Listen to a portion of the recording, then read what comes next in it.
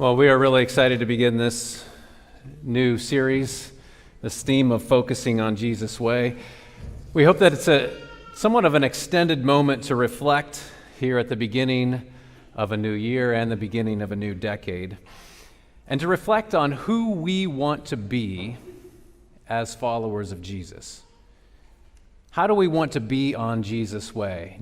Realizing that means we're wondering what it means to engage the world around us. And so, as Pastor Pam mentioned a little bit ago, our scripture for this morning comes from Matthew. It's this familiar one of the Magi coming to visit Jesus. And I'm going to read the scripture in its entirety. It's somewhat lengthy, full 12 verses, but I want you to look for things in the scripture that may seem a little out of the ordinary, may not fit the normal nativity sets that we put on top of our mantles every year. Let's take a look. In the time of King Herod, after Jesus was born in Bethlehem of Judea, wise men from the east came to Jerusalem, asking, "Where is the child who has been born King of the Jews? For we observed his star at its rising, and we have come to pay him homage." When King Herod heard this, he was frightened, and all Jerusalem with him, and calling together all the chief priests and scribes of the people, he inquired of them where the Messiah was to be born. They told him, "In Bethlehem of Judea, for so it has been written by the prophet. And you, Bethlehem, in the land of Judah, are by no means least among rulers of Judah. For from you shall come a ruler who is to shepherd my people Israel." Then Herod secretly called for the wise men and learned from them the exact time when the star had appeared. Then he sent them to Bethlehem, saying, "Go and search diligently for the child, and when you have found him, bring me word so that I may also go and pay him homage." When they had heard the king, they set out, and there ahead of them went the star that they had seen at its rising until it stopped over the place where the child was. When they saw that the star had stopped, they were overwhelmed with joy. On entering the house, they saw the child with Mary, his mother, and knelt down and paid him homage.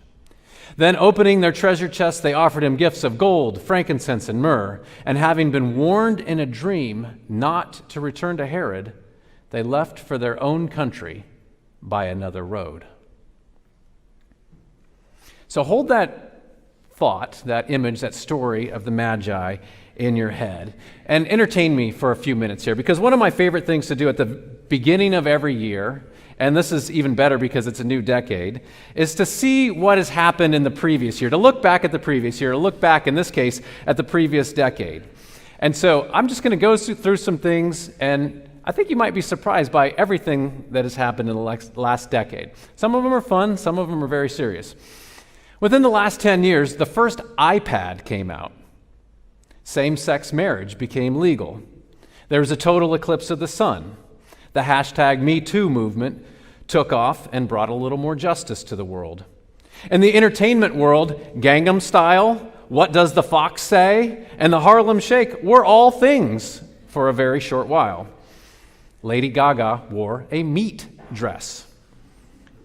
January 2019 saw the most diverse group of national lawmakers that we've ever seen in our country. At the same time, racial inequality continued to plague our country. Nationalist movements swept Europe and the United States. Big data and automation made our lives easier, more efficient, and connected. We can now hail a ride, we can contact a friend across the world, and buy necessities right from our handheld devices. We also have less privacy and are changing the economy to the detriment of some while becoming addicted to these little devices that we can hold in our hands. Hate crimes, opioid addiction, the Earth's temperature, and income inequality all went up, while happiness rates, privacy, and the quality of our nation's infrastructure all went down. On the other hand, global poverty rates are down, and overall human health is up. Our nation took the unprecedented steps to restrict our borders and even to close them to certain categories of people. We even caged children. Here in this congregation, while the rest of our beloved Church of the Brethren denomination and mainline Protestantism in general continued its steady decline, our attendance line has stayed steady and even gone up a little bit. Our outreach and giving have blossomed in some unbelievable ways. I didn't have time to run the exact numbers, but an educated guess would say that in this congregation over the last 10 years, we've probably been able to give in outreach about $1 million. About $1 million. Think about that. At the same time, here in this congregation, we fended off efforts to strip our ordinations for our stance of openness to all and avoid other punishment for our congregation. And we've taken steps in recent years and recent months towards updating our building in order to expand our ministries even further. A lot has happened in the last 10 years. Clearly not all good news, clearly not all bad news. But whether good or bad, it begs the question, how do we stay focused on Jesus and Jesus' way, no matter what is swirling in the world around us? And how are we going to respond to everything that is happening around us? Because if there's one thing we know, it's that things will keep on changing, and they say that they're changing faster than ever. Check out some of these predictions for 2020 to 2030. We're going to be able to buy or hail a ride in a totally automated car, self-driving car. We won't have to do anything but just sit there. Elon Musk tells us that he's going to launch a human to Mars in the next 5 years. Remember that technology? We know it, that's so addictive. They say it's going to be integrated into us in some ways that we don't even know how in the next 10 years, which will help that addiction problem. But I'm sure there's going to be some other pros and cons involved as well. So goes life. My daughter Ellen told me the other day that since the 1300s, the decade of the 20s has brought a major human health epidemic that has wiped out major percentages of populations. Take it for what it's worth. She got it on Instagram. And to return back to the church world, the Church of the Brethren will look radically different in 10 years. It will surely experience, as it's already experiencing, some sort of fracture. Already, many congregations have left the denomination, and there's a movement among more congregations and even districts to split. And so whether or not that happens, that split, we also know that, like I said before, that congregational decline is happening all around us. There will be hundreds probably of churches of the Brethren that close in the next 10 years just because they're unable to maintain any sort of critical mass, if things stay the way they are. But we're people of hope. Something else can happen. All you got to do is read a little bit further, and you can find out a lot more of these predictions that will happen in the next 10 years. All those seemed very plausible to me. So, with all those predictions, with all that's gone on, with all that's going on now, what's your inclination? Throw in the towel? I don't know. Sometimes the world just seems too flat out complicated, right?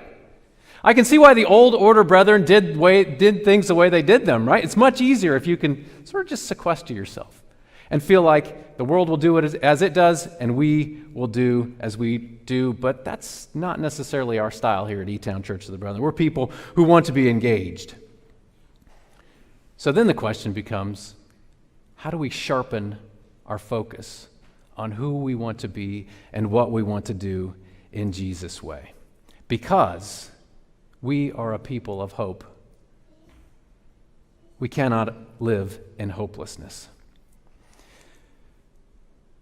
I know this next thing is going to appeal to maybe a very small segment of you. For the rest of you, stick with me. It's about science fiction.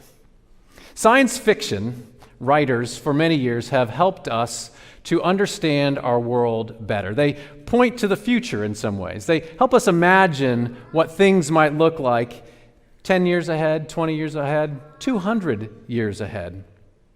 And our entertainment industry has been almost even dominated by science fiction in recent years. From everything from The Walking Dead to Doctor Who to Star Wars to the Marvel Universe. If you've watched or read any science fiction of late, you'll notice that it's all over the place. And in a lot of it, we find a lot of doom and gloom.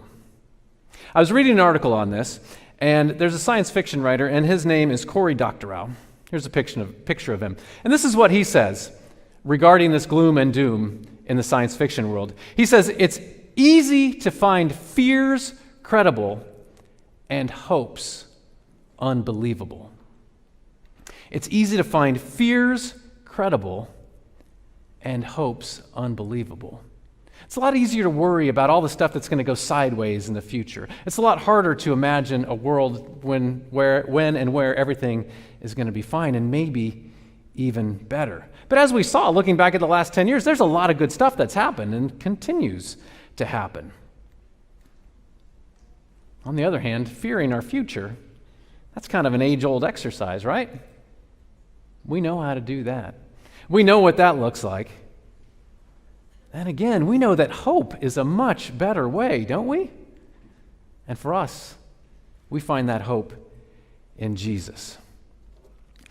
Now, if you're wondering what all this sci-fi talk has to do with fears and hopes and the Magi visiting Jesus, here you go.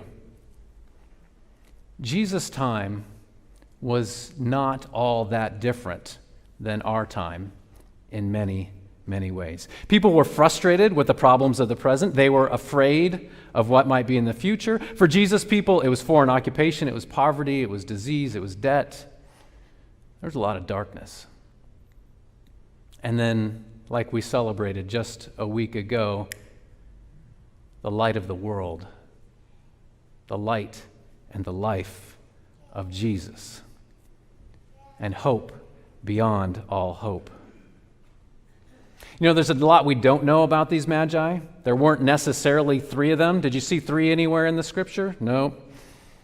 We imagine them riding on camels, but I didn't see anything about camels either. Contrary to popular depiction, they didn't show up at the manger. They showed up at a house, Jesus' house. And also, they weren't kings. I know, we 3 Magi of Orientar doesn't have quite the same ring to it. But here's what we do know. They were foreigners. They were of a different religious ilk. They were powerful, yet they were still willing to travel to Jesus. And we know that they had these challenges in front of them to make their way to Jesus. I want to point out just 2. And the reason I point out these 2 is because as we transition into a time of communion, I want you to start thinking about how this might apply to you, to us. The first challenge they faced was distance. It took endurance and commitment to trudge across the desert. Right? There are times for us when following Jesus and Jesus' way requires endurance and commitment. Times when we need patience. Times when we have our periods of doubt and darkness. Times when, let's be honest, we're just not feeling it, right? But it's okay. We keep following that star. So the first challenge was distance. The next challenge that threatened to derail their journey were external forces, things that they had very little control over, things that easily made them afraid. Luckily, they were savvy to the manipulations of King Herod, and they were right to be wary of him. King Herod was an insecure, violent tyrant who was willing to do anything to secure his power. Anything, including, as the scripture that comes right behind this shows, including willing to kill innocent children just to keep his power and control.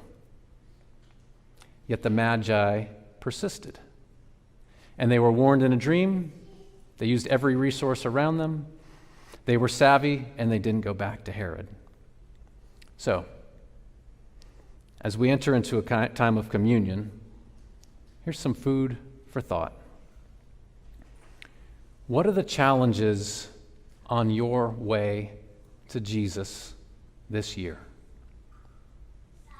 this decade? What are the distances that you know or think you may need to cover to get there? Where are the places where you think you might get tired and need to ask for help or a little extra push to get through? So what are the distances? And what are the fears? What are the forces that cause you to fear in such a way that it could paralyze you?